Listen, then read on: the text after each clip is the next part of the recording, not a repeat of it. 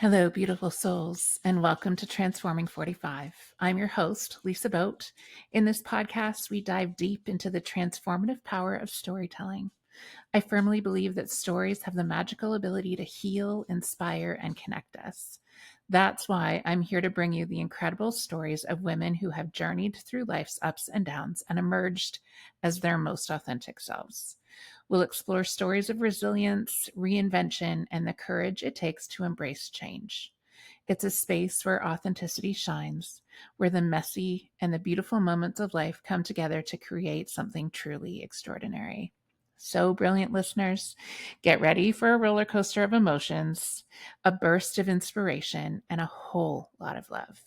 Transforming 45 is not just a podcast, it's a movement, a celebration of incredible humans who light up the world. I'm so grateful you are here, and I can't wait to embark on this transformative journey with you. Let's dive in and start transforming together.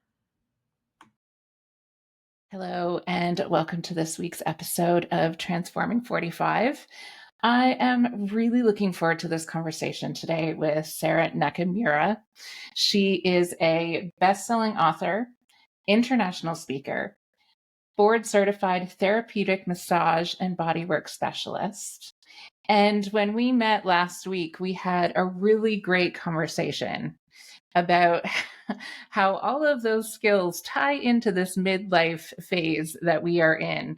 So this conversation is going to touch on all of those things. So welcome to the show, Sara. I'm really glad you're here today. Great, Lisa. Thank you so much for having me. Just while I was doing that introduction, I also started thinking, I think this is also a timely conversation. It'll be coming out in a little bit, but as we're recording, it's January. And you do a lot of work around stress. And in January, there tends to be a lot of stress and expectation that we feel from the cultural shift that happens at this time of year, but also the stress that we put on ourselves.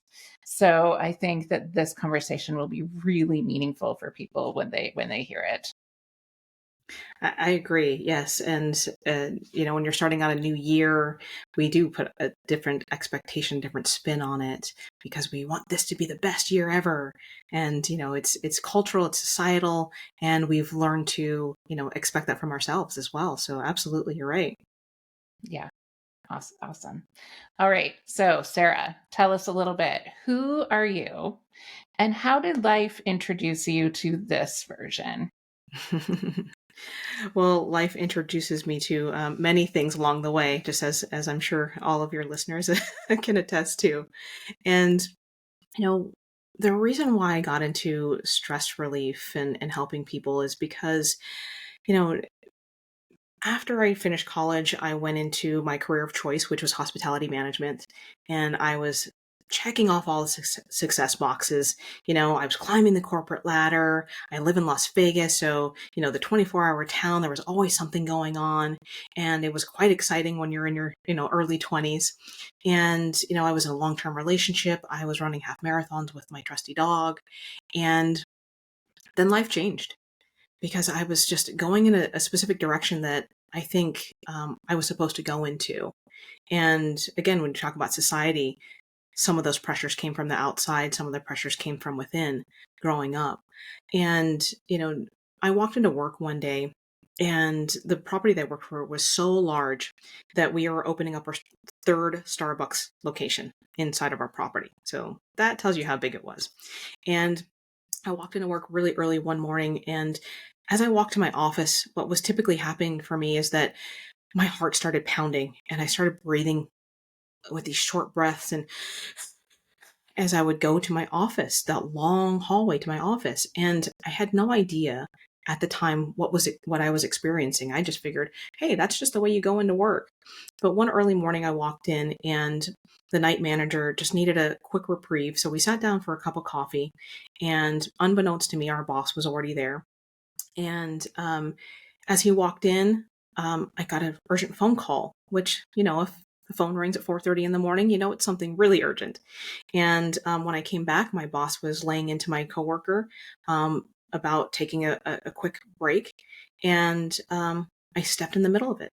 I stepped in the middle to help out my friend. And you may have experienced this. Sometimes we stick up for other people before we stick up for ourselves. And, with my background, I'm a very reserved person. I was not very vocal at that point in my life. And that was kind of the first time I think that I really expressed my voice. And when I ended up quitting my job that day, I didn't know what to do. I just knew that what I was doing wasn't currently working for me. And if you can relate to this, I went, oh my gosh, Sarah, I know that this is not the where I want to be, but what do I do next? So I went into the most relaxing job I could think of. I went into massage therapy. And I figured I could help other people with their stress levels. And in turn, I was getting body work done too. And my body started to feel great. I started helping so many people. And then it just kind of didn't feel like it was enough. So I started getting other certifications. Anybody else relate to this? You start getting more and more education and going, okay, what else is next? What else is next? Maybe I'm not good enough. Maybe I haven't learned everything I need to learn to make a living doing what I'm doing.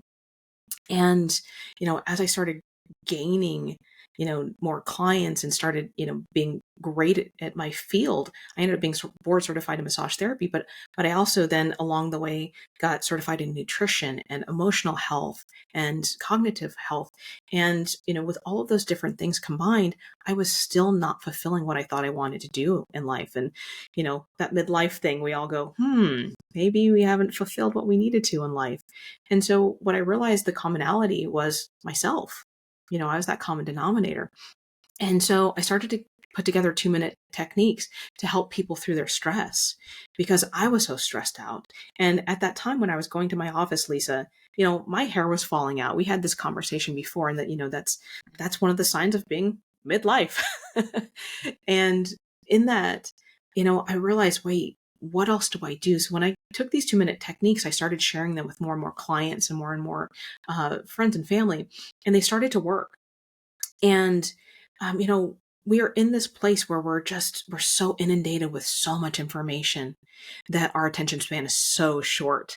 So having quick 2-minute techniques was, something that I went, okay, this is what I need to do to help more people to get them to take a little bit of action in their lives. And can you relate to that? Yeah. Mhm. Because Yes, there's, I can. when you know so much, we don't always act upon it. And so that was just another reason why I wanted to do that. And, if I can help shorten the learning curve for other people, that's really what I wanted to do and to help others. And so that got me into the stress relief business on a deeper level, which created my book, Stressed Out and Don't Know What to Do. But, you know, even deeper than that, Lisa, is the catalyst for actually publishing my book because sometimes we don't take that action, like I just said. And during the pandemic, a colleague of mine lost hope and she committed suicide. And unfortunately, leaving behind 3 kids, and I went, there's no way I'm going to not share what I have to share with the world. And so by publishing my book, by speaking about it, it's helped me to help others get the message out there of not only just stress relief, but exhaustion, burnout, overwhelm. Because, as a society and as women in our midlife, we tend to experience different things than we did as an adolescent or a young adult.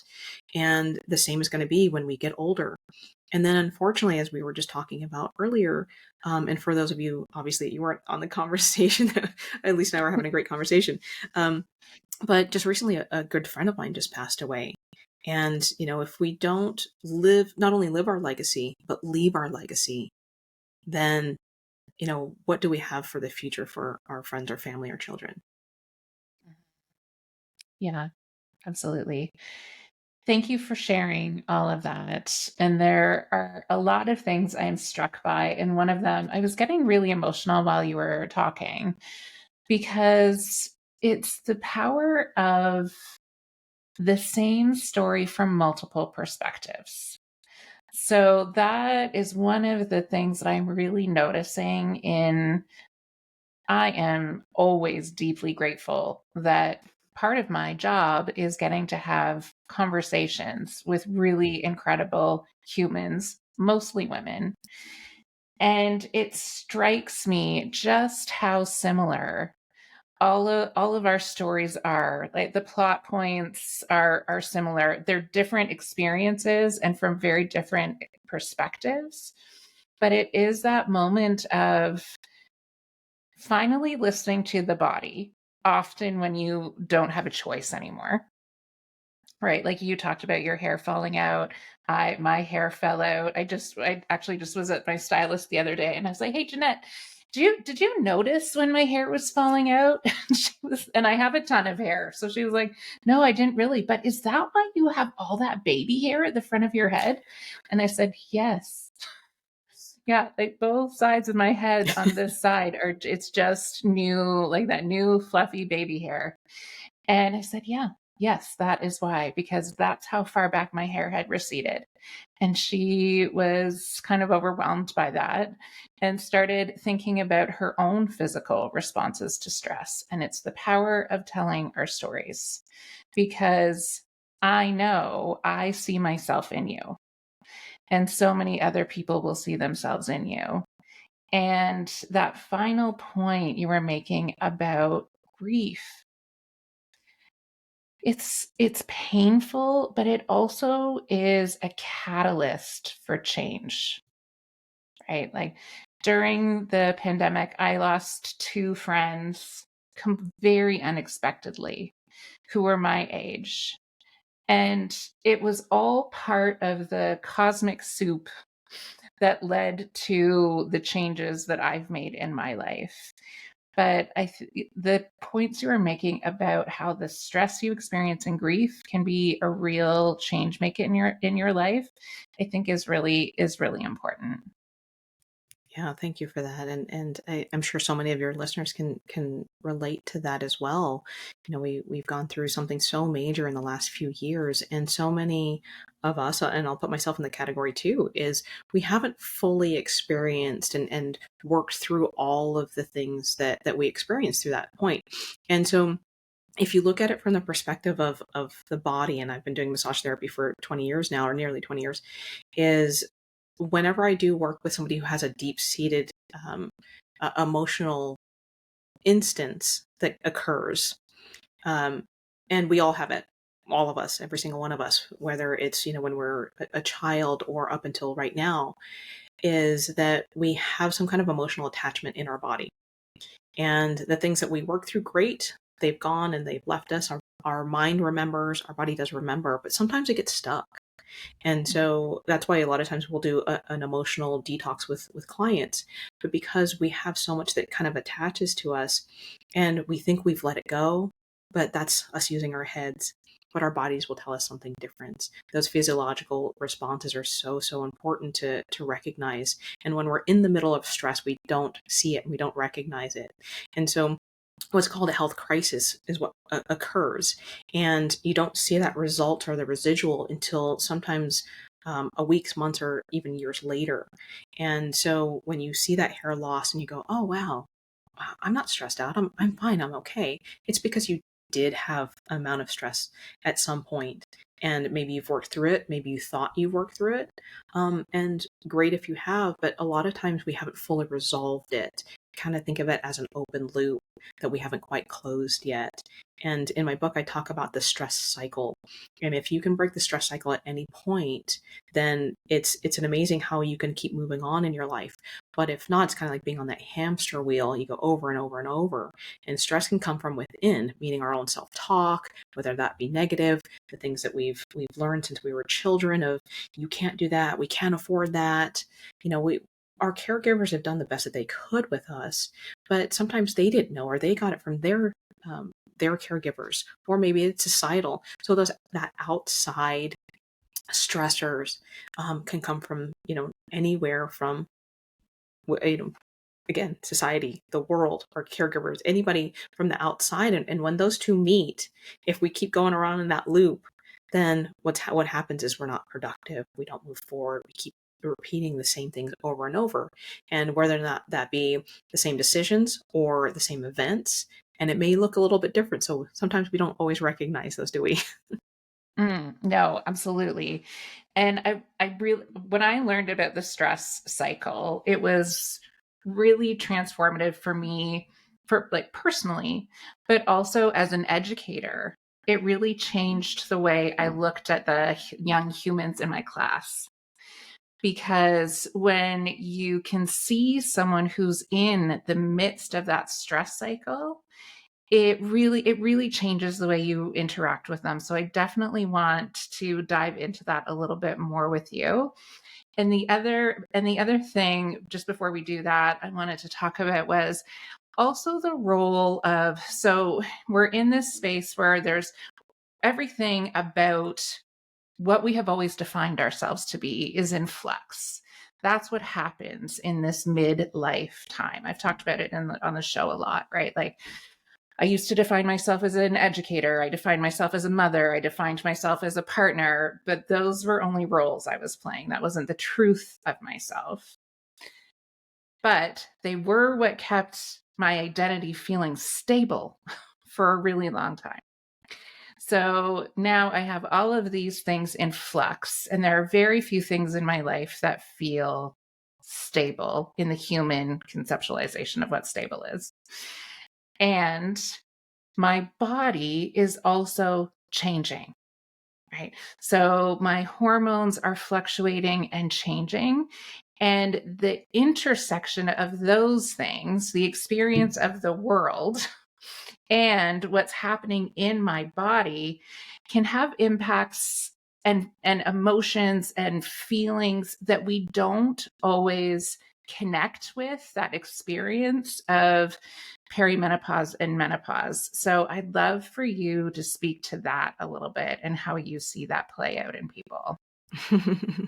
There's so much to unpack there. Yeah, I But know. Sorry, that was a bit of a no, it's all good. No, it's all good. It's all good. And just to give a little bit of background, which you know, but let's share with the audience, is that from a young age, I had always had some challenges with my body. I'd had pain in my body. I had no idea what it was, and over the years, I just chalked it up to, hey, I have a really intense cycle. And years later, I started getting more lethargic and more tired, and some other things started occurring in my body. And so I finally attributed it to fibroids and cysts, and went to my doctor. My doctor assessed it. We took some preventative actions, and basically I had surgery to remove them. Is the short of the story. They were aggressive. They came back within 2 years, and I ended up having a full hysterectomy. Um, that's not a story that I shared back then. It's not a story that I shared with many people because I thought it was so private. I thought that no one else was going through what I was going through at such a young age.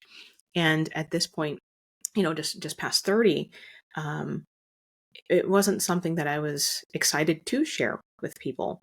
And I think that's part of it. We started, this conversation about having a voice. And I think the more that we have these conversations, and thank you for having this podcast and sharing what you share, because, the more we put this into the mainstream, the more we talk about it amongst each other, we can help one another. And when we all rise, then it's a lot easier for us to have the answers and solutions to the challenges, so we're not suffering in silence. And that's the thing that I see a lot, is suffering in silence, because whether it be my friend that took her own life, whether it be my friend that just passed away um, from a terrible incident, if we don't feel like we can voice our who we are and what we do, then it makes it more difficult in life. So that's the first thing. But as you were talking, one of the things that kind of came to mind is when we start shifting what happens in our lives, sometimes, again, that stress comes from the outside, meaning we don't have control. And it's difficult for us to not have control of things because we want so much to have, that say and that opportunity to go, I choose A or B, or C or D or F, right? But, when we have the choices removed, we feel helpless a lot of times. But if we kind of switch that conversation and start thinking of it in a different perspective, and start thinking, how is this happening for me, instead of the um, a lot of people call it the victim mentality, but I just call it, sometimes we're just not in that space to hear. We're not in that space to accept. So we say a lot of times, why is this happening to me? And whoever your higher power is, you go, why? But if we look at it from a different perspective and go, how is this happening for me? And we go, okay, all right, so I have a shift and change in my body. Oh, I have my own personal summer. Okay. And right. So if you've had a hot flash, you know what I'm talking about. Yeah, I actually used that line last week. I was on a digital meeting, and I live just north of Toronto. So it has been cold here. And for most of my life, I have been cold. I'm quite tall. And so my extremities have been very cold my whole life. Like winters have been hard because I'm always cold. So I'm on this meeting, and suddenly I'm like, it's mid-July in my body, and I'm taking my sweater off, and I'm like, hey, look, this is what's happening right now. And I'm going to be grateful because most of my life I have spent the winters feeling cold, and I'm just going to be grateful for this moment of summer that my body is providing for me in the moment. There you go. It's making up that time. It's Yeah. fantastic. Like, thank you.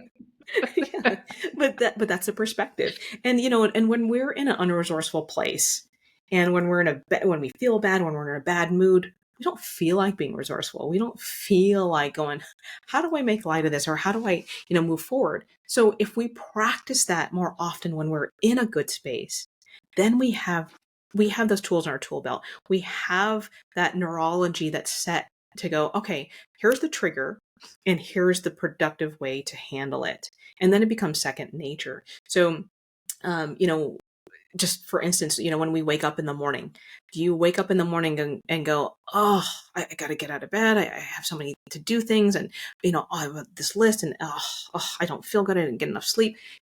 Do you wake up that way? Or do you wake up going, all right, let me set the intention for the day. Today, I feel healthy, because that's what I do every morning. And I teach my clients that every morning you wake up with your a good intention. And second thing I do, teach everybody, water. Hydrate, hydrate, and Yeah. hydrate. And it's not only a Las Vegas thing, right? Yeah. I think it's 85%, and I could be incorrect in that stat. But it's a majority of people are underhydrated in life, and not to the point of dehydrated, but underhydrated. And as you know, when we're experiencing menopause, or this change of life, if you're underhydrated, you get more wrinkles, your digestion slows down, you don't see as well. I mean, all of these, you have dry skin, all of these things that we don't want happen because of lack of hydration. So, if you start your day with those first two things, fantastic. And again, like what I was saying before, and this ties in really well with being cold, is I think of it as, when your body starts going through a change. Today I'm in Las Vegas, so it's sunny out here. I'm just wearing a light shirt, but you would dress appropriately. Now, if I was going to see you in north of Toronto, I would layer on my coats, right? So if your body's changing, it's just that difference. It's, am I prepared? Do I have my hoodie? Do I have my scarf? Do I have my toque? All of those things. And then I have the ability to, when I'm ready, take it off and take it off and take it off. So to answer your question, Yeah. have that preparation. Yeah.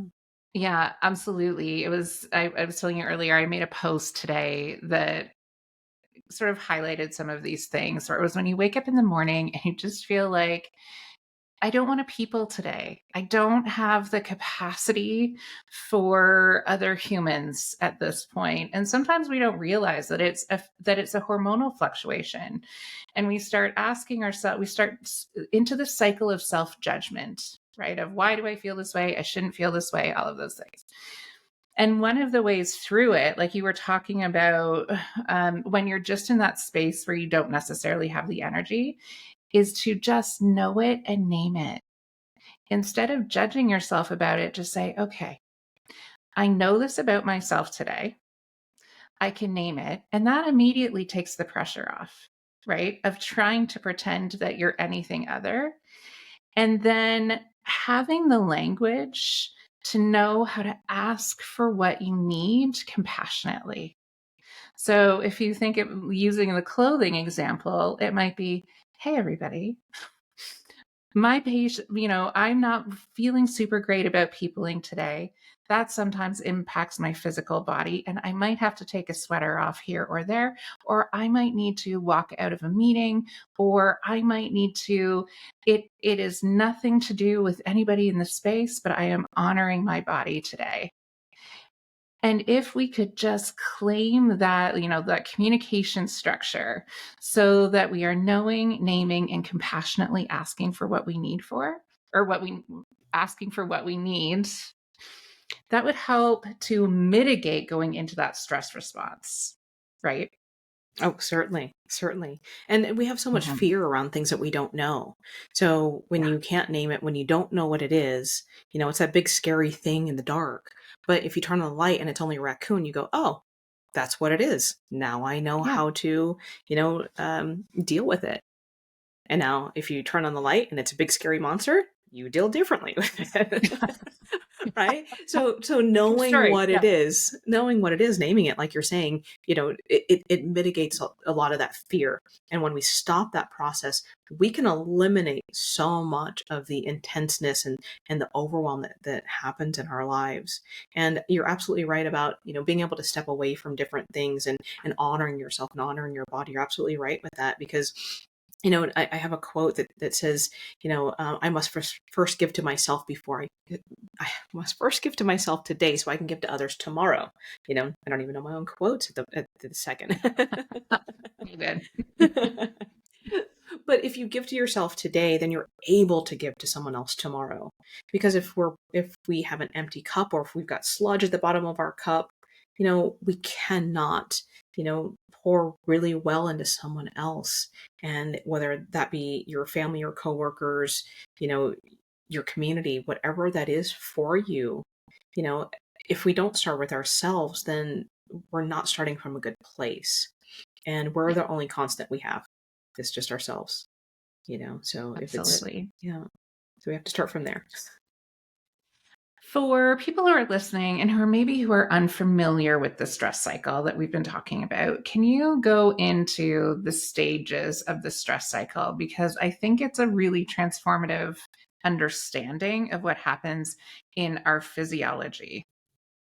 So there's so many ways that we can, discuss stress, and it's a huge umbrella. And, it can be everything from, like I talk about in my book, I talk about exhaustion, overwhelm, and burnout specifically. But, it can be as simple as getting up on the wrong side of the bed, that kind of mentality.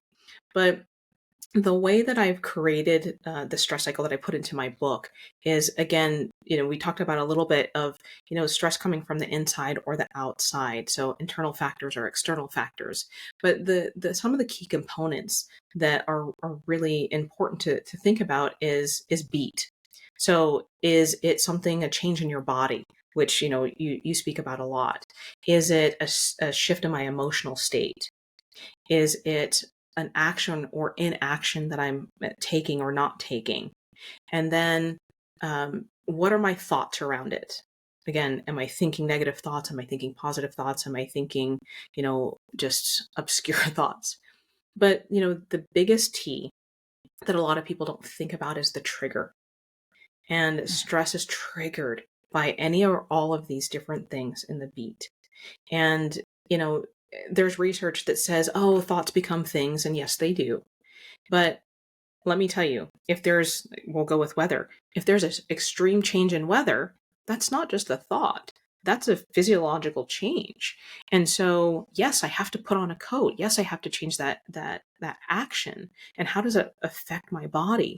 Well, I'm going to freeze my extremities like you're tall. It's going to make a huge change. And I don't want to lose any fingers. So I'm going to put on, gloves too. So that can be part of the stress cycle. So if we look at it from that perspective, we have to look at all of those different things. And I like to compare it to a game of pinball. If you're familiar with pinball, you have a little flappers and you're trying to keep this ball, going, and it's going ding, ding, ding, ding all the way around. But where's the trigger?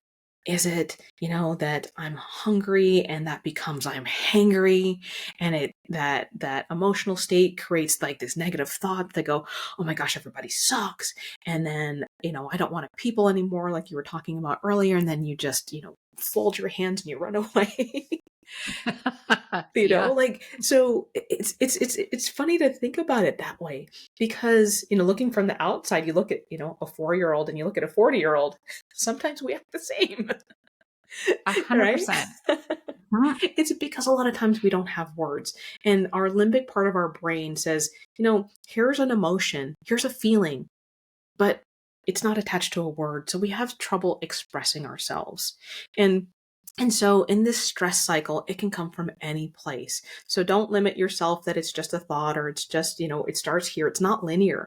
It doesn't, start, going, okay, today is a really stressful day. Today is cold outside and I have 15 things on my to-do list. And then stress is going to come, and then we're going to get over it and it's done. I wish it was that simple and easy. And if it was, we wouldn't be here. We would be, just going through it and be done with it. So if we break the stress cycle from any point in it, is where I come from. And that's how I like to teach, is that let's break it. Let's break it from everything from changing our thoughts to, having solutions to when stress strikes. And when stress strikes, how am I going to handle it? And you can't go over every scenario. There's too many, of course. But when we Yeah. have some certain things in place, like you're saying, being teed up in that meeting and going, hey, you know what? If anybody needs to have a personal moment, feel free to take care of yourselves, and then we'll be here when you get back. Something as simple as that doesn't make it just for yourself, not saying, hey, Lisa's going through a change. It's, hey, we all have that ability to take care of ourselves first. Yeah. And that's really, I mean, it's really powerful. I talk about this a lot. Yes, we are talking about the context of midlife, but the care that we give to ourselves at this time it transcends gender and lived experience and age and all of those things. Because in my former career, I was a professional development facilitator in a lot of cases. And uh, and often when I would start a session, I would see the person come in who didn't want to be there. And they would sit down, arms crossed, just as we were talking. And it would immediately trigger the stress cycle in me. But I didn't have this language and this knowledge of what was happening in the physiology of that person's body as well as in my own. And I think if we let ourselves reflect really honestly, all of us will have seen ourselves in this situation at one point or another. Because so I have an activated person and now I am activated. And instead of doing this work that you just mentioned of, hey, everybody, if you're not feeling really comfortable, or you're noticing something in your body that feels uncomfortable, give yourself some time, right? You're an adult. I trust you to make the decisions that you need to make. But that wasn't necessarily the decision I was making at the time. I just poured more stress onto the fire, right? I was like, oh, that person's coming in with that attitude. I'm going to turn on all my big words, and I'm going to intimidate them even more and make them feel even more uncomfortable than they did when they walked in the door. And that'll fix it, which never, ever happens. Yeah, you're absolutely right. You're absolutely right. Yeah. And that's where self-awareness comes in, self-awareness Yes. and that, communication component, because, 6% of our communication is verbal. Only Yes. 6%. And so, like you said, you're coming in with this body language, you're coming in with this attitude, and, states are transferable. And so, if, when I'm on stage, and I'm talking to a big crowd, I'll come with, hi, how is everybody doing? And, that bigger energy, because you're speaking to a different place. Whereas if I have a one-on-one session with somebody, and I'm doing either massage therapy or hypnotherapy with them, I'm going to come in with a more gentle voice, because we're bringing the energy down. We're bringing that state down because we want to have calm energy. And, if I come in and I'm calm, and you come in and you're going, oh my gosh, I'm late. and, you just have that elevated, positioning. It's one of us is going to, you know, I'm either going to meet you where you are, or I'm going to bring you up to my level, or down to my level, or whatever that is. But in order for humans to communicate, we have to get on that vibe. We have to, communicate and have that rapport. Yeah, that co-regulation component, right? Where instead of pouring more fuel on the fire, we look at the other person and say, "Oh, I see where you are, and let me share my calm instead of joining your chaos." Right? And then that sort of levels out everybody in the situation. Yeah, yeah, I love Yeah. that. I love that, and It's not and mine, that's it's it. Stuart Shanker. He'll say. But that's the thing. I mean, Shows. like it's like Henry Ford. I mean, he didn't know everything, but he picked up the phone and he could, at any given time, get the answers. Now we have Google, you know. Yeah. But that's the thing. And again, like we were talking about before, the more we share our stories, the more we share what we've gone through, and hopefully, compact the amount of time that someone else struggles with stress or anything else that you're dealing with, then, I've made a difference. And that's where I truly want to come from. Because I know that when I listen to other people and, if I'm taking a class or a course, or, I have coaches have coaches. So, Mm. if I'm with my coach and they're teaching me something that I can internalize and make my life better, I'm all for it. So if I can do that for somebody else, I'm all for it. Yeah, absolutely. So when we think about breaking the stress cycle, what are some of the, 2-minute maybe solutions or the top few strategies that you can share with people to sort of have in their pocket? Because when we are in those when we're in those heightened states, like you said earlier, practice is important, or just having something that I know in my pocket that I know will work in the moment. Are there some specific things that you can give people that they can pull out in those moments? Oh, absolutely. And it's funny because I just had somebody that read my book, and she said, what was really powerful, especially at the beginning, was breathing.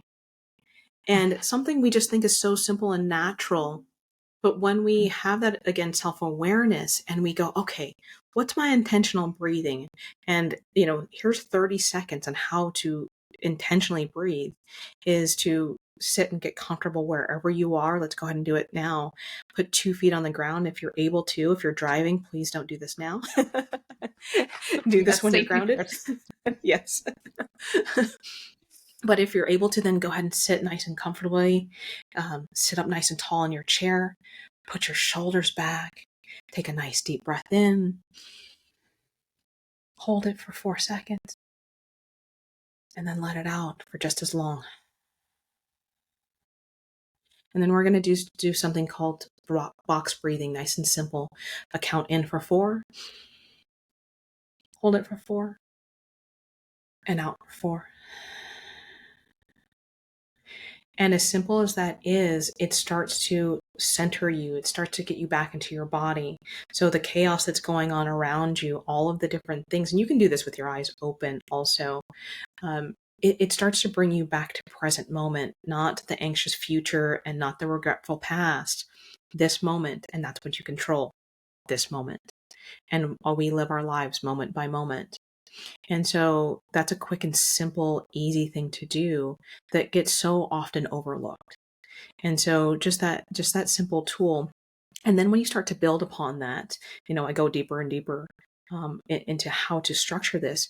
But another thing is, after you start to get into that space, you start to gaze across the room, and instead of intently looking at the picture on the wall, you start to let your gaze fade, and then that way it starts to open up your mind to possibilities.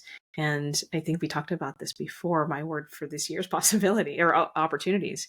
And so it opens you up to those opportunities in life. But, another quick and easy technique and is to come from our self-awareness. I'm going to go with this one because we were talking about self-awareness, is whatever you say, whatever you resist persists. So if you're always going, I'm late, I'm late, I'm late. I had a client, Lisa, she was always late, whether it be to our sessions, whether it be to her own family meetings or dinners or meetings at work. She was consistently late. Even things she loved doing. And it wasn't that she was trying to push something off. It was just that's how she operated from. And that's what she told herself. And so when we say those types of things, that's what shows up for us. So if we just shift our language, and it's not just okay, I'm going to make $1 million. It's not that shift, but it's a practice. It's a shift from I'm late to I'm just on time. A simple shift like that, and quick exercises to write down in 30 seconds what are the things that you resist and what are the things that are not working for you. Make that list, write it out, circle the top 2 things, put it in order 1, 2, and 3. And then those top 2 things, work on those 2 things. And if it's I'm late, or I'm eating too much at night, or I'm not getting up on time, whatever those challenging or stuck points are for you, those moments that really make a difference in your day. And I say the late one because so many people are late for different things. And so whatever that is for you, work on that one thing and shift it, and watch what happens when you start shifting just that one thing and the one thing. And you do that for 30 days, create that habit. Tiny shifts make huge impacts in your life. And that's why I like to have this morning routine, and I call it more than amazing morning, because it's 8 things you do in the morning and 8 things you do throughout your workday, and it's quick and simple shifts that make great habits. Yeah. Thank you for that, for sharing that very gentle wisdom. And I think the key to that is simplicity, right? So much of what we've been taught about healing in the Western world is that it's complex and it's hard. But the truth is that it's actually it's the most simple of things, right? Breathing. And it is, when I would have my students breathe, it would instantly change the way they brought their energy into the space. Breathing, water, and then making those simple, sustainable changes. I know people beat themselves up, like going back to the beginning of our conversation when we were talking about January and the expectation. People will make these big resolutions and then they beat themselves up because they didn't achieve them. But really, it's what you said is so true and so powerful. It's one small change. When I started creating my morning routine, it was exactly that. It was just, I'm going to start getting up 20 minutes earlier. That's what I started with. I'm going to do a 10-minute workout. And once you start building success and confidence in those small shifts, then that radiates out into everything else that you want to do. That's absolutely true. And again, having a routine and something simple, very, very simple, it starts getting you in these habits. And then you can start making those shifts. Okay, what is working? Let's reevaluate. What's not working? Let's reevaluate. And then you go through your whole process. And then it's just like, everybody listening, you already have a routine. You wake up, we have to take care of our needs. So we go to the bathroom, whether you brush your teeth is the next step, whatever it is, you're in a somewhat of a routine already. And you just haven't labeled it. You haven't named it, like you were talking about earlier. And so when we do name it and we put it into a structure, we're afraid of structure sometimes because we don't want to get boxed into certain things. But when you set out a plan, just like a GPS, you know where you are, you know where you're going, you set out that map, you want to go the quickest and easiest route, don't you? Of course. And so when we do that, that's what we do is help you navigate to get there sooner and quicker and faster, because we want to enjoy the journey on the way. We don't want to struggle through it to get to that end point, because life is too short. Life is too short. Sara, thank you so much for being here today. This conversation has been a balm for my nervous system. I so appreciate you. And for anyone who's interested in Sara's work, it will all be linked in the show notes. So please go and check her out. And again, Sara, thank you so much. Thank you so much for having me. Thank you for joining us on this transformative journey today. Your support means the world to me. If you resonated with our conversations and want to uplift the Transforming 45 community, here's what you can do. 1, subscribe and share. Hit that subscribe button so you never miss an episode. And if you found value here, share it with your friends, family, and anyone seeking inspiration. 2, leave a review. On whatever platform you are listening on, your words can make a significant impact and help others find their way to these transformative stories. 3, connect. Join the conversation on my social media platforms. Follow me at lboat for updates, behind the scenes, and more heart-centered content. And 4, guest recommendations. If you know someone whose story could inspire someone else, reach out and let me know. I love connecting with diverse voices that carry the power to transform lives. Remember, it is your support that is the magic in my mission. Together, we can create a community of empowerment, growth, and healing. Thank you for being part of the Transforming 45 family. Until next time, keep shining your light and embracing your journey.